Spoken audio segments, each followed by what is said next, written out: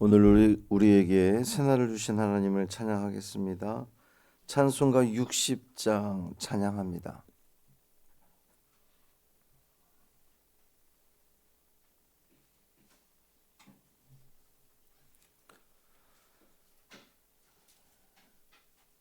찬송 60장 영혼의 햇빛 예수님 찬양함으로 새벽 기도회를 시작하겠습니다.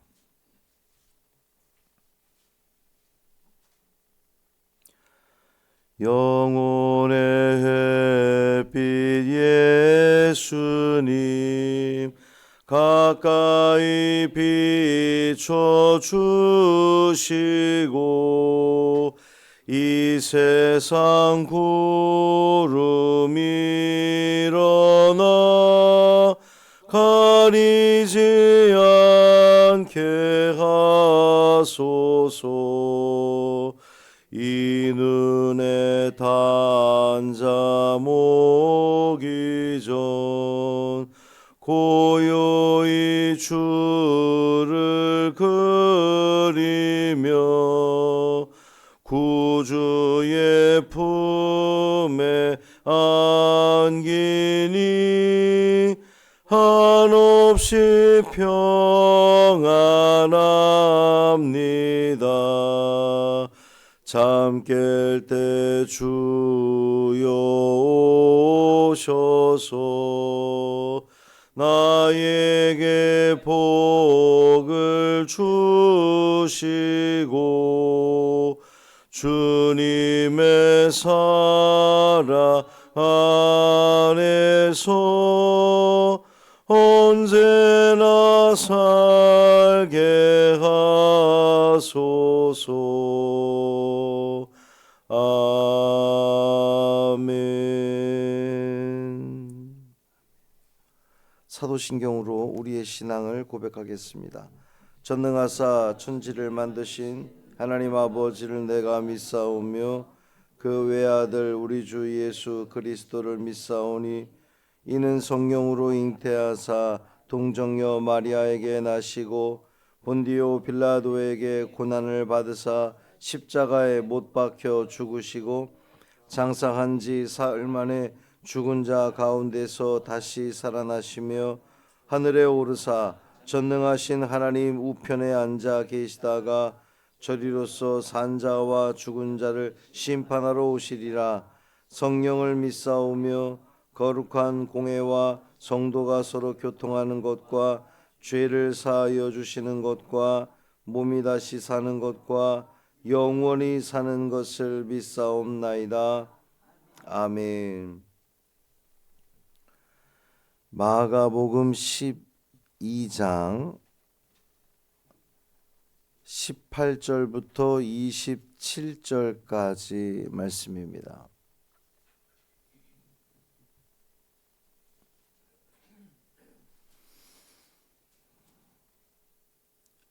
마가복음 12장 18절부터 27절까지 말씀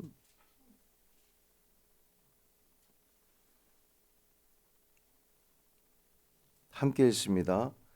부활이 없다는 사두개인들이 예수께 와서 물어 이르되 선생님이여 모세가 우리에게 써주기를 어떤 사람의 형이 자식이 없이 아내를 두고 죽으면 그 동생이 그 아내를 취하여 형을 위하여 상속자를 세울지니라 하였나이다. 칠형제가 있었는데 마지가 아내를 취하였다가 상속자가 없이 죽고 둘째도 그 여자를 취하였다가 상속자가 없이 죽고 셋째도 그렇게 하여 일곱이 다 상속자가 없었고 최후의 여자도 죽었나이다. 일곱 사람이 다 그를 아내로 취하였으니 부활 때 곧 그들이 살아날 때에 그 중에 누구의 아내가 되리이까? 예수께서 이르시되 너희가 성경도 하나님의 능력도 알지 못함으로 오해함이 아니냐. 사람이 죽은 자 가운데서 살아날 때에는 장가도 아니가고 시집도 아니가고 하늘에 있는 천사들과 같으니라. 죽은 자가 살아난다는 것을 말할진대 너희가 모세의 책 중 가시나무 떨기에 관한 글에 하나님께서 모세에게 이르시되 나는 아브라함의 하나님이요 이삭의 하나님이요 야곱의 하나님이로라 하신 말씀을 읽어보지 못하였느냐. 하나님은 죽은 자의 하나님이 아니요 산 자의 하나님이시라 너희가 크게 오해하였도다 하시더라. 아멘. 이 말씀 하나님 말씀입니다. 말씀으로 이 하루를 시작하는 여러분을 축복합니다. 여러분의 삶은 말씀으로 시작하기 때문에 분명히 생명력 가득한 삶이 될 줄 믿습니다. 그 기대감으로 이 하루를 살아가시기를 주님의 이름으로 축원합니다. 부활이 없다고 주장하는 사두개인들이 예수님을 찾아왔습니다. 예수님 당시 유대의 큰 그 종교 분파가 바리새파와 사두개파가 있습니다. 이제 그들을 바리새인, 사두개인 이렇게 부르는데, 바리새파는 율법 전문가들입니다. 그리고 그들은 부활을 인정하고요. 그들은 회당 중심으로 활동을 합니다. 그리고 로마에 대해서는 이렇게 그 적대적인 감정을 가지고 있는 사람들이 이 바리새파예요. 아주 율법을 철저하게 준수하는 사람들입니다. 사두개파는, 우리는 왜 바리새인 사두개인 그러면 똑같이 예수님을 공격하는 데 있어서 한 마음이 되어서 비슷한 사람인 것 같지만 사실은 물과 기름처럼 하나 되기 어려운 이들이 이 사람들이에요. 표현이 좀 과하는지 모르지만 우리나라 지금 두 개 정당이 서로 대립하는 거하고 비슷하다고 보면 됩니다. 사두개파는 보다 정치적입니다. 그러니까 바리새파가 종교적이다 그러면 이 사두개파는 보다 정치적이에요. 그들은 비록 제사장 그룹이거든요. 그 제사장 그룹에 속한 사람들이고 성전 중심, 바리새인들은 회당 중심인데 이 사람들은 성전 중심으로 활동을 하는 그러한 이들이고, 정치 이 로마 정치와 결탁을 하여서 온갖 혜택을 다 누리는 그러한 그 사람들이었습니다. 상류층 지도자들이다 이렇게 볼 수가 있어요. 결정적으로 사두개파는 부활을 믿지 않습니다. 굉장히 큰 차이예요. 바리새인들은 부활을 믿고 사두개인들은 부활을 믿지 않아요. 근데 그 둘이 예수님을 공격할 때는 어떻게 한 마음이 돼가지고 공격을 하는 그런 모습이었죠. 오늘 본문에 예수님을 찾아온 이 사람들은 부활을 믿지 않는 사두개인들입니다. 이들이 예수님께 질문을 합니다. 근데 그 내용을 보면 이게 단순한 질문이라기보다는 예수님을 곤경에 빠뜨리기 위한 그런 그 의도가 있는 질문이면서 부활이라고 하는 것을 아주 우스꽝스럽게 만드는 그러한 그 질문인 것을 알 수가 있습니다. 이 질문의 내용도 대단히 유치하죠. 신명기 25장에 보면 그 모세율법 가운데에 그 죽은 형제에 대한 의무 규정이 있는데, 거기에 보면 어떤 사람의 형이 자식이 없이 아내를 두고 죽으면 그 동생이 형수와 함께 살아서 그 후손을 이어가라 라고 하는 그 조항이 있습니다. 근데 이제 그 조항이 있는데 이 사두개인들이 오늘 예를 든 것이 아주 극단적인 예를 들고 있어요. 7형제가 있었는데 첫째가 결혼했는데 자식이 없이 죽습니다. 그래서 둘째가 형수와 함께 살아요. 그리고 둘째도 죽고, 그렇게 죽다 보니 7형제가 다 죽었다는 겁니다. 그리고 막 끝에는 그 여인도 죽고. 사두개인들의 질문, 그러면 부활 때에 나중에 다 부활한다고 그러는데 부활하면 이 여인은 누구의 아내입니까? 첫째부터 7째까지 다 같이 살았으니까. 이 질문의 뜻이 뭐냐 하면, 부활이라는 것이 있다면 결국 엉망진창되는 거 아닙니까? 이제 이런 이야기예요. 그러니까 부활이 없다는 것을 지금 말하기 위해서 사두개인들이 이런 식의 주장을 하는 겁니다. 예수님 말씀하시죠. 너희가 성경도 하나님의 능력도 알지 못함으로 오해하고 있는 것이 아니냐 이렇게 말씀하셨습니다. 예수님은 이 사두개인들의 그 문제점을 두 가지로 지적을 하고 있는데, 첫째는 성경을 모른다는 것이고 또 하나는 하나님의 능력을 모른다는 겁니다. 먼저 그들이 성경을 모른다 그랬는데, 사실 사두개인들은 성경을 대단히 잘하는 사람들이거든요. 아주 늘 성경을 연구하는 그러한 사람들입니다. 그런데 예수님은 왜 그들이 성경을 모른다고 말씀하셨느냐? 사두개인들이 성경은 읽고 있지만 성경을 통해서 하나님께서 말씀하시고자 하는 그 뜻을 전혀 모르고 있다는 그런 그 지적이에요. 하나님께서 그 율법 조항을 주신 이유는 그 형제가 아내를 두고 자식이 없이 죽었을 때에 동생 보고 그것을 그 형수와 살아서 후손을 이어가라는 것은 단순히 후손을 이어가라는 데 초점이 있는 것이 아니라, 이 여인이 사별한 여인이 버림받게 되면 결국, 언젠가도 제가 말씀을 드렸지만 이스라엘 사회에서 여인이 버림받으면 창녀밖에 할 게 없어요. 그러니까 그거 방지하기 위해서 하나님이 이런 율법을 주신 건데, 그 하나님의 뜻은 전혀 생각하지 않고 왜곡하고 있는 거죠. 성경을 모르는 사람들입니다.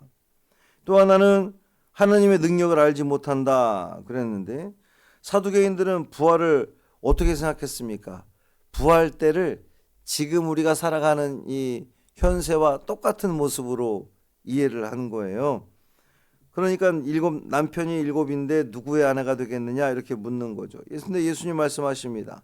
사람이 죽은 자 가운데 살아날 때는 장가도 아니가고 시집도 아니가고 하늘에 있는 천사들과 같으니라 그랬어요.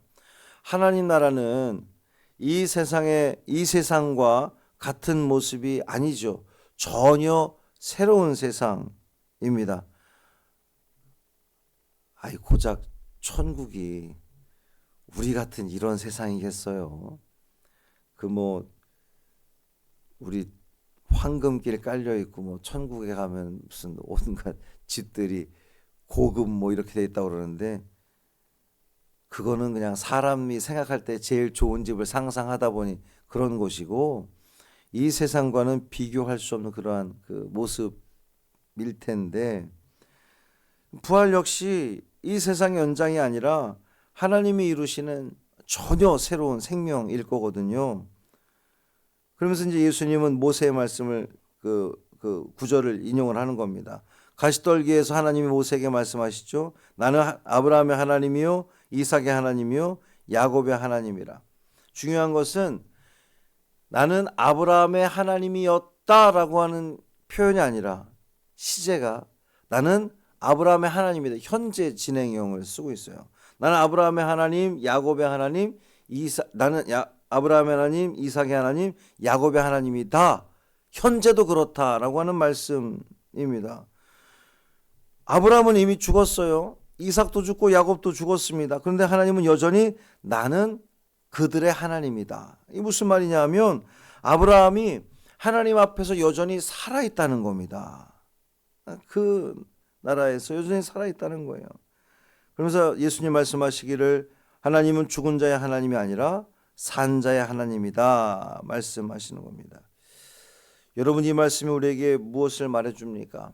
하나님과의 관계는 죽음으로 끝나지 않는다는 거예요.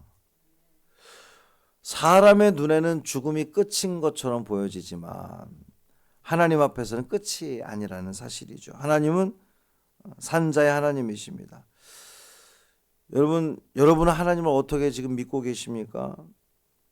이 땅에서만 필요한 하나님으로 바라보고 계십니까? 아니면 영원한 생명의 하나님으로 여러분은 이해하십니까?